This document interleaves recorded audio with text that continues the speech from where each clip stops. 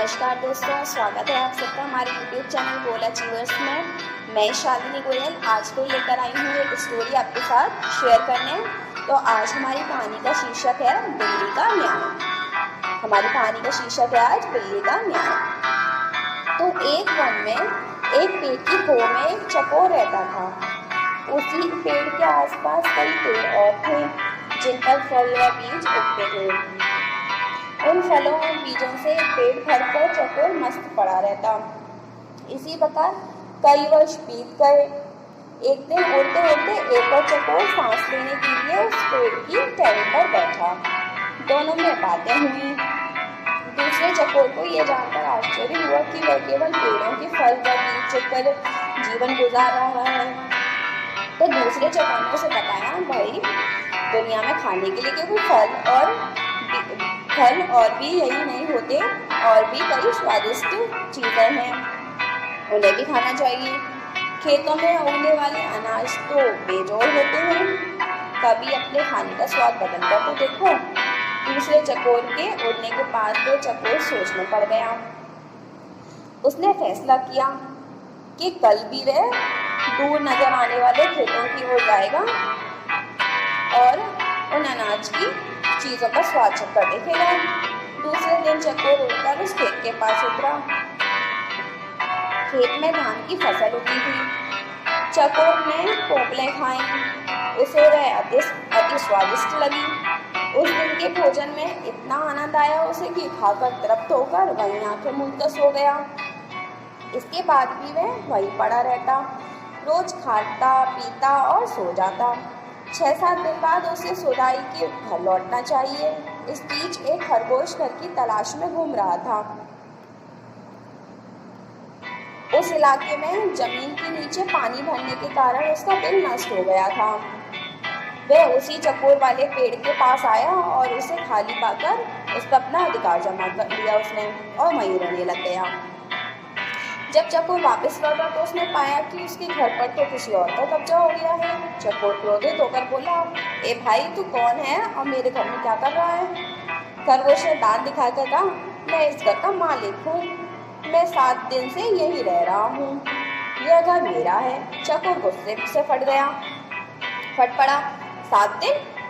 भैया मैं इस खो में कई वर्षों से रह रहा हूँ, किसी भी आसपास के पंछी या चौपाई से पूछ ले। खरगोश चकोर की बात काटता हुआ बोला, सीधी सी बात है, मैं यहाँ आया, यह खो खाली थी और मैं यहाँ बस गया, मैं क्यों अब पड़ोसियों से पूछता फिरूं? चकोर गुस्से में बोला, वाह, कोई घर खाली मिले तो इसका क्या यह मतलब है कि कोई नहीं रहता इसमें? मैं आखिरी बार कह रहा हूँ कि शराफत से मेरा घर ये खाली कर दे, वरना। खरगोश ने भी उसे ललकारा, वरना तू क्या कर लेगा? यह घर मेरा है, तुझे जो करना है कर ले। चकोर सहम गया। फिर मदद और न्याय की फरियाद लेकर पड़ोसी जानवरों के पास गया। सबने दिखावे की हूँ की, परंतु ठोस रूप से कोई सहायता करने सामने नहीं आया। एक बूढ़े पड़ोसी ने कहा, ज़्यादा झगड़ा बढ़ाना ठीक नहीं होगा, तुम दोनों आपस में कोई समझौता कर लो। पर समझौते की कोई सूरत नजर ही नहीं आ रही थी, क्योंकि खरगोश किसी शर्त पर खो छोड़ने को तैयार नहीं था। अंत में लोमड़ी ने उन्हें सलाह दी कि तुम दोनों किसी ज्ञानी ध्यानी को पंच बनाकर अपने झगड़े का फैसला उससे करवाओ। दोनों को यह सुझाव पसंद आया। अब दोनों पंच की तलाश में इधर उधर घूमने लगे। इसी प्रकार घूमते घूमते वे दोनों एक दिन गंगा किनारे आ निकले। वहाँ उन्हें जप तप में मगन एक बिल्ली नजर आई। बिल्ली के माथे पर तिलक था, गले में जनेऊ और हाथ में माला लिए मृग छाल पर बैठी वे पूरी तपस्विनी लग रही थी। उसे देखकर चकोर व खरगोश खुशी से उछल पड़े।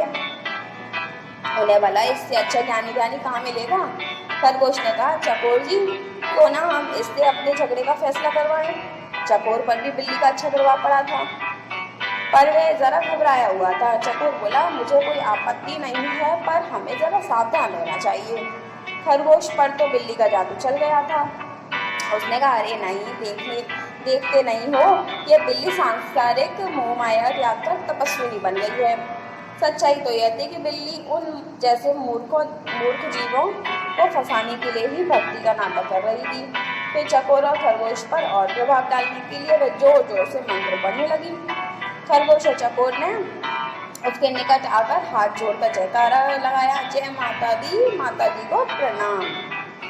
तो बिल्ली ने मुस्कुराते हुए धीरे से अपनी आंखें खोली और आशीर्वाद दिया, आयुष्मान भव। तुम दोनों के चेहरे पर चिंता की लकीरें हैं, क्या कष्ट है तुम्हें बच्चों? चकोर ने विनती की, माता हम दोनों के बीच एक झगड़ा है, हम चाहते हैं कि आप उसका फैसला करें। बिल्ली ने पलकें झपकाई, हरे राम तुम्हें झगड़ना नहीं चाहिए, प्रेम और शांति से रहो। उसने उपदेश किया और बोली, खैर बताओ तुम्हारा झगड़ा क्या है? चकोर ने मामला बताया। खरगोश ने अपनी बात कहने के लिए मुंह खोला ही था कि बिल्ली ने पंजा उठाकर उसे रोका और बोली, बच्चों मैं काफी बूढ़ी हूँ, ठीक से सुनाई नहीं देता, आंखें भी कमजोर हैं, इसलिए तुम दोनों मेरे निकट आकर मेरे कान में जोर से अपनी अपनी बात कहो, ताकि मैं झगड़े के कारण जान सकूं और तुम दोनों को न्याय दे सकूं। जय सिया राम। वे दोनों भक्तिन बिल्ली के बिल्कुल निकट आ गए ताकि उसके कानों में अपनी अपनी बात कह सकें। बिल्ली को इसी अवसर का इंतजार था, इसकी तलाश थी उसे। उसने मियाँ की आवाज़ लगाई और एक ही झपट्टे में खरगोश और चकोर का काम तमाम कर दिया। फिर वह आराम से उन्हें खाने लगी। तो इस कहानी से हमें सीख मिलती है दोस्तों कि दो के झगड़े में तीसरे का भी हमेशा फायदा होता है, इसलिए झगड़ों से दूर रहें। मुझे आशा है कि आपको हमारी कहानी पसंद आई और हमारे चैनल को सब्सक्राइब करना मत भूलिएगा। धन्यवाद दोस्तों।